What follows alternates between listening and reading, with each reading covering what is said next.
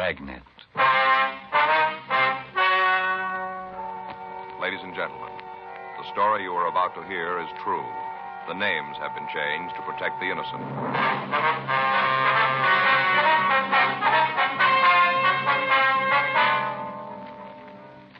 You're a detective sergeant. You're assigned a robbery detail. 3 hold-up men have robbed and beaten 2 supermarket operators in your city. You've got a good description of the thieves. Your job, get them.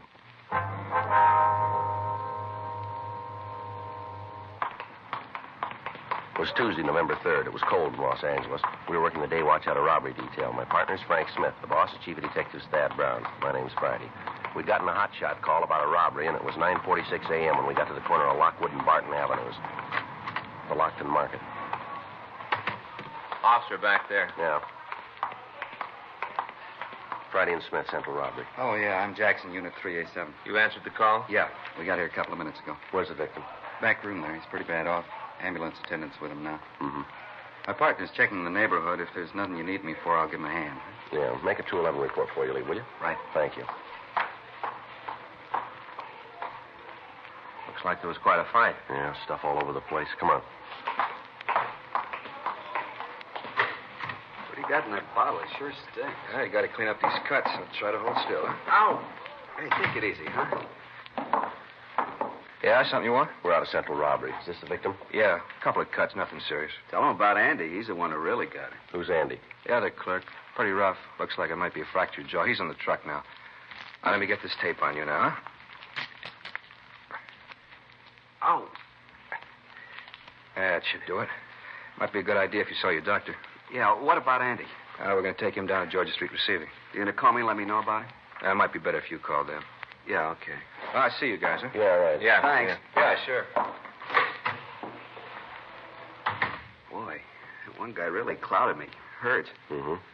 Wonder if you feel up to telling us what happened here. 3 of them.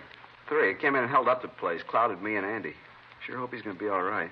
What's your name, sir? Cliff Hall. You own the store, do you? No, me and Andy run it, though. We'd like to buy it. What time did these men come in? Must have been around 9:30, around in there. Did you give the officers who answered the call a description of the men? Yeah, that was the first thing they asked me. Go ahead, please. I was getting the money ready for the bank deposit. Andy was back here stacking bottle cases. These 3 guys came in. First off, I thought they were customers. Yeah. A couple of them walked to the back of the place. I thought they were picking out stuff. The other one kind of stood around by the cash register where I was. Go ahead. Well, after he was there for a minute and I see the other 2 aren't picking up nothing, I asked him if there was something I could get for him. That's when he pulled out a gun. What about the other 2? All worked like they had some kind of signal. As soon as the one in front pulled his gun, the other 2 did too. The fellow asked me to put all the money in a paper bag. Got the bag from up in front there. Took it right out of the stack and handed it to me. Said for me to put the dough in it. You recall his exact words? What? The way he said it, the words he used. You recall them?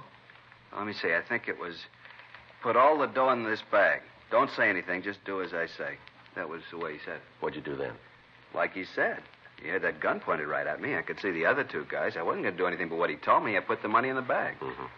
I thought they'd leave the place, but that's when Andy came out.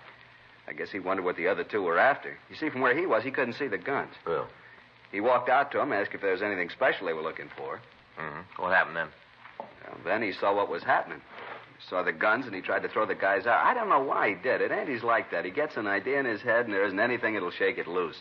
He tied into those 2 guys, almost had them whipped, too, even with the guns. The guy that was with me saw what was going on and yelled back at him, told him not to shoot. He ran back and laid his gun alongside Andy's head. Oh, clouded him right along in here. Mm-hmm. Andy dropped like a sack of potatoes, and the 3 guys ran out of the store. How much money did they get, you know? I hadn't finished up with a bank statement yet. I'd just be guessing, but I'd say about $8,000. Might run to 8.5, but that's about it. I see. Now, if you could just give us a description of the men. All 3 of them? If you could, yeah. The one who was with me must have been about 5'11", kind of dark-complected, had straight black hair. What color were his eyes? Brown. You have any marks or scars you could see? No. Clean shaven? Yeah, I had a real dark beard. Looked kind of like he had some kind of talcum powder on. Do you remember how he was dressed? Let's see. A dark blue suit, gray top coat, gray hat. Was he wearing a tie, do you know? Yeah, a gray tie with maroon stripes. You know, kind of diagonal, a thin tie. Anything unusual about him? Make it easier for us to identify him? No, I don't think so. How about the gun he was carrying? What kind was it? Well, I couldn't see the name. No, sir. I mean, was it an automatic or revolver? Oh, an automatic. Looked like a big caliber. I'd say .45. One of the other fellas had a revolver, but the guy with me and the small one had automatics. You know if they drove a car? Well, if they did, I didn't see it. Might have had it parked right out in front for all I know. I told you I was busy when they came in. When they left, I was too worried about Andy to pay any attention to him. The way they hit him, a terrible thing, right along here. Oh, excuse me a minute. I got some aspirin here in the drawer. Yes, sir. Sure hope Andy's going to be all right. We've been together a long time. Can't get over that little guy, the one who hit me. I should have taken him. But the big one, he's tough looking, a real fighter. Well, this isn't going to help much. Huh? He's going to lose this one.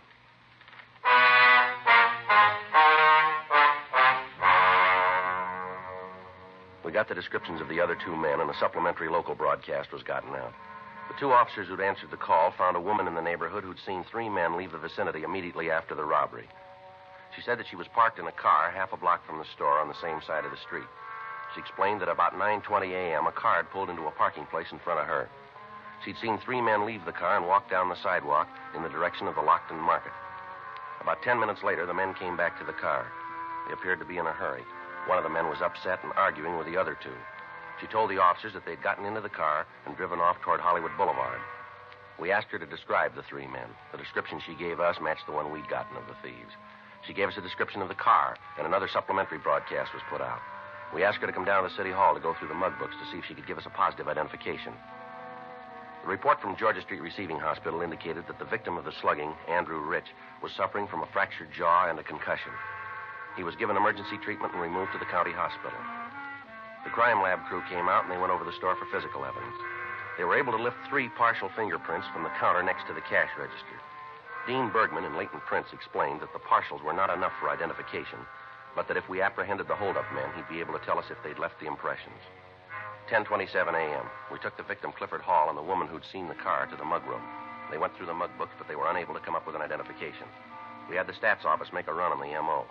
They came back with a list of 17 names of men who at one time or another had used the same method of operation. The list was split, and Sergeants Meade and Leitner worked with us in checking the names out. Thursday, 3:48 p.m. Frank and I got to the 6th name on our list. Jerry Evanston, that right? Yeah. Sure dark in this hall. He ought to wash the windows, let some light in. Yeah, here we are.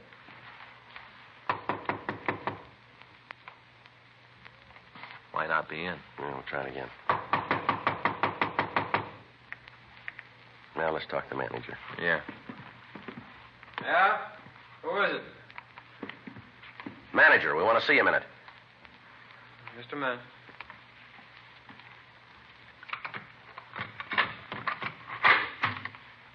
What do you want? Us asleep? Come on, Evanston, open up. Yeah, we get out of here. Police officer, come on. Watch it, Joe. All right, come on, Evanston, get up.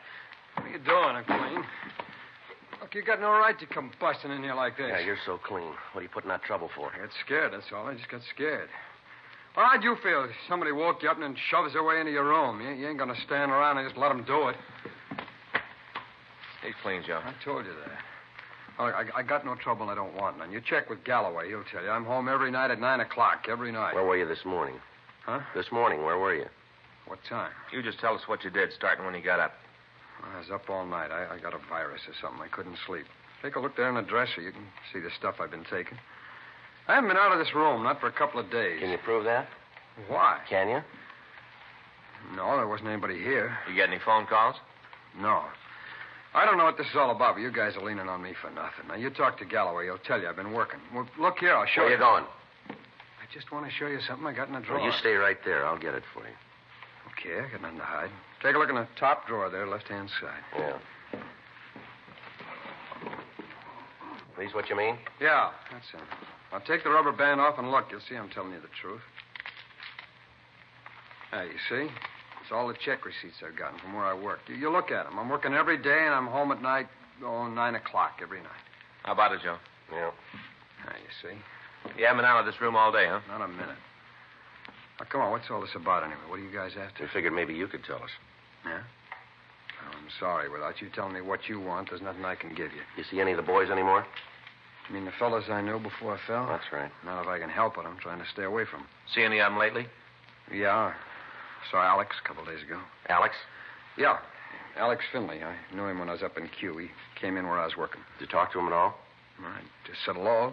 Passed a couple of minutes talking about some of the guys we knew. See in the rackets now? I don't know. Is he on parole? Yeah, I think so. Did he give you anything? Oh, a couple of rumbles, but if I turn them over to you, I don't want a credit for them. You don't know where you got them. All right. Alex tells me there's a gang that's going to start working here in town, market jobs. How many men? Well, from what Alex says, there's 4, all heavy guys. Finley with him? No, I don't think so. He told it to me that he just heard it. Did he say anything about who the 4 men are? No, I don't think he knew. He just said they were heavy and they were starting to work. You know where we can get in touch with Alex? No. Well, you might check with Galloway at the parole office. He might have it. Yeah, we will. I'll probably see him again. I'll try to get the information if I can. Well, what is it you want to know? Who the guys are? That's right. Okay. Now, like I told you, though, I don't want any credit for it. I'm in real trouble if it gets around that I'm playing footsie with you. Yeah, sure. I'll try to find out when they're going to start working, too. Well, don't you worry about that. Huh? We already know that. 4:10 p.m. We got in touch with Fred Galloway at the state adult parole offices, and we checked on Jerry Evanston. From what the record showed, the story Evanston had told us was true. His parole officer had reported him working and apparently living up to the conditions of his release. We left him one of our cards and asked him to call us in the event he heard from Alex Finley. 4:21 p.m. We checked back into the office, and we met with Sergeants Meade and Leitner. They told us that they'd checked out the names on their half of the list without result. We sent a teletype up to George Brereton, CII, Sacramento, giving him the description of the holdup men and listing the M.O. that they'd used. We asked him to run the information through their files and forward any information they came up with. 5:19 p.m. We went out to get something to eat, and then we checked back into the office. Good dinner, huh, Joe? Yeah, I never saw a guy could eat so many enchiladas as you. Nah, I can't help it. I get started on them, can't seem to stop. Yeah. You got any soda in your locker? No, you got trouble again? You know I always do when we have enchiladas. You ought to remember that when you order a half a dozen. I suppose so. Oh, I get it. Robbery Friday, yep. When was that? They're pretty sure, are they? Has the lab been called yet? Yep. Okay. Right, thanks. Oh, that's a break. Yeah? They just found the getaway car.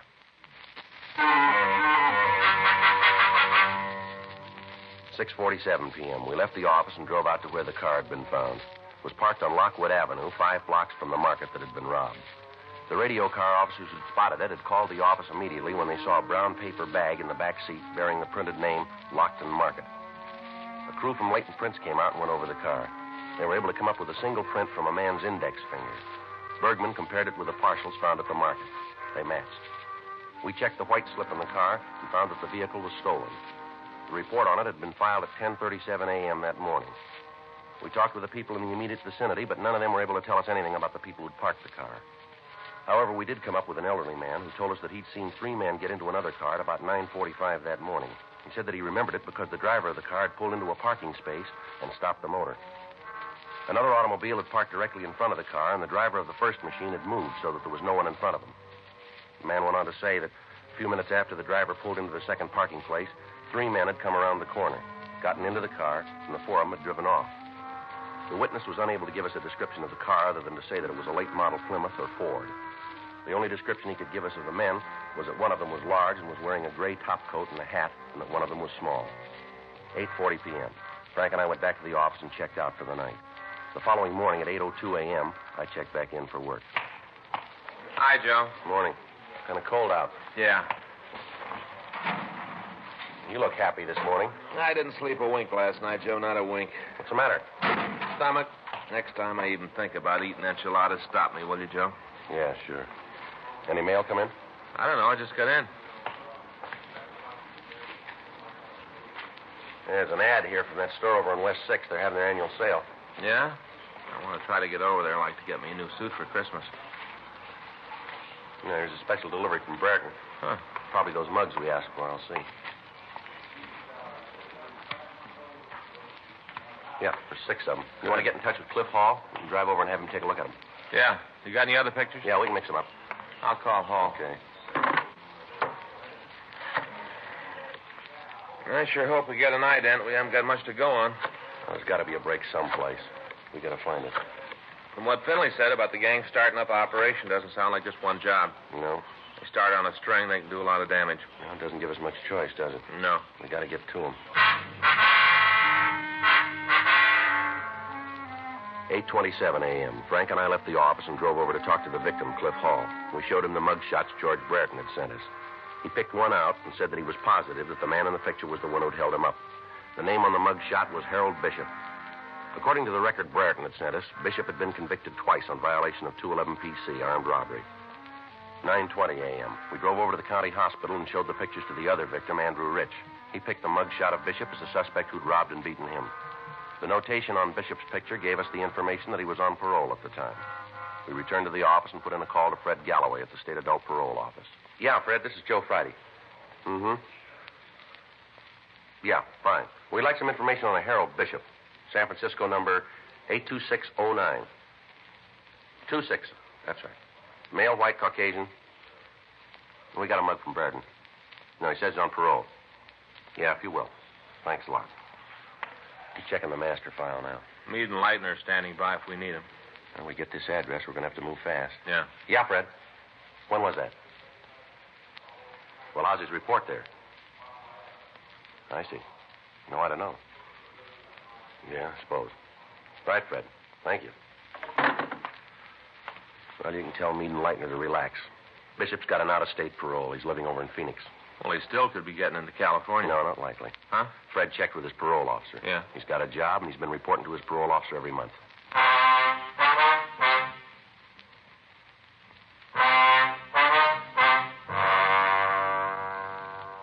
We asked Fred Galloway at the state parole office to contact Bishop's parole officer in Phoenix and check him closely.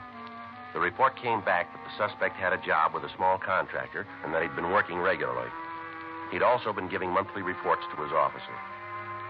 We'd had a suspect identified by two of his victims, and yet if the information we'd gotten was correct, it would have been a physical impossibility for him to have committed the robbery. We got a copy of his jacket and looked over his past record.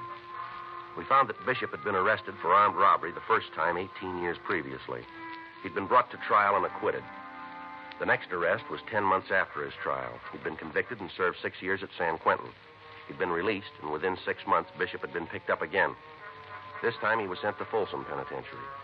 While he was there, he appeared to be a model prisoner, and after serving 4.5 years, he'd been placed on parole. After leaving the prison, he'd requested and he'd been granted an out-of-state leave.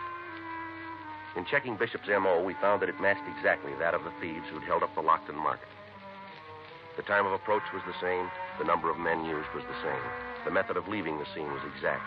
We had a suspect, and yet he couldn't have committed the crime. 3 weeks passed. On Saturday, November 26th, the thieves hit again. In checking with the victims, they identified the mugshot of Bishop. We put in a long-distance call to the Phoenix Police Department and asked them to check on the suspect. We got word back that he was in their city. They told us that he wasn't at work due to a virus infection.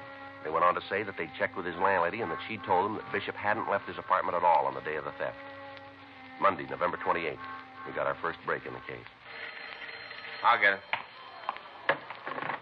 Robbery, Smith. Yeah. Oh, yeah, Jerry. Uh-huh. You sure about that? Where? Uh-huh. How about the rest of them? Yeah, just a minute. Toss me that pad, will you, Yeah, Joe? here you go. Okay, Jerry. Go ahead. Yeah. Mm-hmm. How do you spell it? L-A? L-E-A-H-Y? Uh-huh, I got it. Mm-hmm. You know the address? Yeah. Okay, thanks, Jerry. We'll get in touch with you. Right. Jerry Evanston, remember the guy we talked to over on South 7th? Yeah? Well, the way he tells it, we aren't too far off. How do you mean? He saw Bishop in town last Saturday.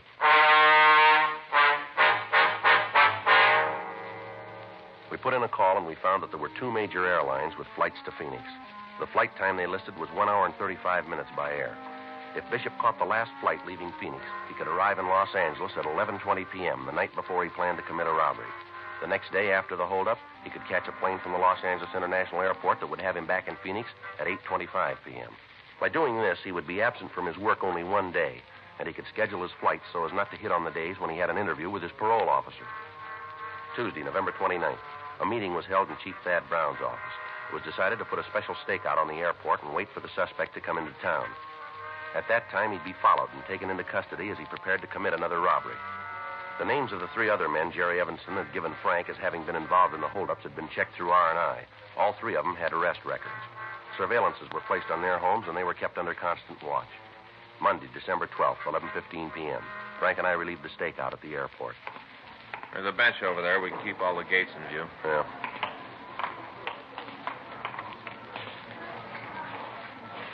Wonder when he's going to hit again. I don't know.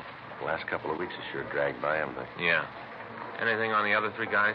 Well, I talked to Pinky Mead this morning. He and Leitner are staked out at Lay's apartment. How they doing? Nothing. They're parking the car down the street. From what they say, Lay's like a clock. He comes in at 5 a.m., leaves at 9 p.m. every day. You got a cigarette? Yeah. Here you go. Thanks. Joe. Yeah. Bishop. Let's let him get outside. Yeah. Wonder if he's got any luggage. Well, they bring it up outside. We can wait for him there. All right, come on.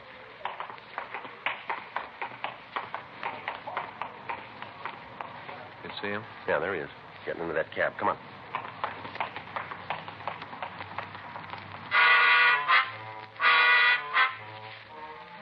Frank and I got in our car and followed the cab taken by the suspect. We followed him out of the airport grounds and then up La Brea Avenue. The cab turned right on Washington Boulevard and headed for downtown Los Angeles. We pulled up to a stoplight. Still got him? Yeah, he's still up ahead, in front of that blue Mercury. See him? Yeah. You got the number of the cab? Mm-hmm. 2974. There's the light. All right, let's go.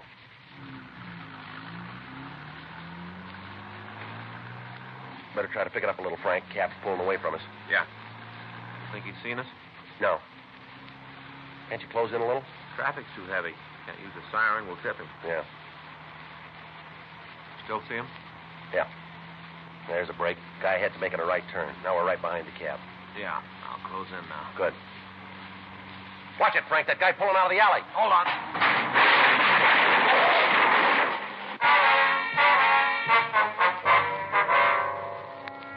As we drove down the street after the stoplight had changed, the car had failed to make a boulevard stop coming out of an alley, and we'd hit it broadside. The damage done to both cars was considerable, and we'd lost our suspect. Frank got to a phone and called the office. He gave them the number of the cab that Bishop was in and asked for a traffic investigation car. The office started a search for the missing suspect. Lieutenant Jack Smyers told us to proceed to the apartment of Tom Leahy to wait for further development. In the meantime, a citywide broadcast went out carrying the description of Bishop and the other three men involved in the theft. Frank and I arrived at the apartment, and we relieved Meade and Leitner. We had the manager of the place let us into Leahy's room. We waited. 1:30 a.m., 2:30, 4 o'clock, 5:30 a.m. Frank and I had been on duty for over 21 hours. At 5:45, the phone in the apartment rang once, and then it quit. That was the arranged signal between us and the office. Frank put in a call. Lieutenant Smyers told us that officers Max Herman and Ed Benson were on the way out to relieve us. 15 minutes later, we heard somebody in the hall. Joe? Yeah, probably Benson and Herman. Yeah. I'll get it. Watch it, Joe. Give it up, Bishop. You all right, Joe? Yeah, come on. He's going upstairs. Let's make it for the roof. Come on. See him? No. You want to take that side? Right. Watch it. Behind the elevator shaft, Joe. Yeah, I see him. Get away from me, cop. You're in trouble, Bishop. Don't build any more for yourself. I got nothing to lose. They'd help me again. I'll be up at the joints for life. Don't cost no more to kill you. There's no way off this roof, Bishop. Throw that gun out here and you follow it. You're out of your mind, cop. Give it up, Bishop. Now, come on, throw that gun out. I'm going out, cop. You try to stop me, I'll blow your head off.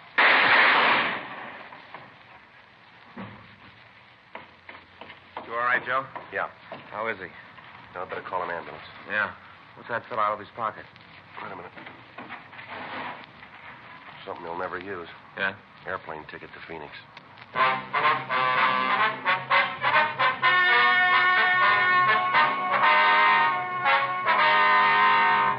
Albert Martin Kruger, Harold Nelson Bishop, Thomas Nagel Leahy, and Charles Everett Lee were taken into custody and brought to trial for 2 counts of robbery in the first degree. They were convicted and received sentence as prescribed by law. Robbery in the first degree is punishable by imprisonment in the state penitentiary for a period of not less than 5 years. Because of his previous record, Thomas Nagel Leahy was given the maximum sentence and is now serving life imprisonment in the state penitentiary, Folsom, California. Dragnet is a presentation of the United States Armed Forces Radio Service.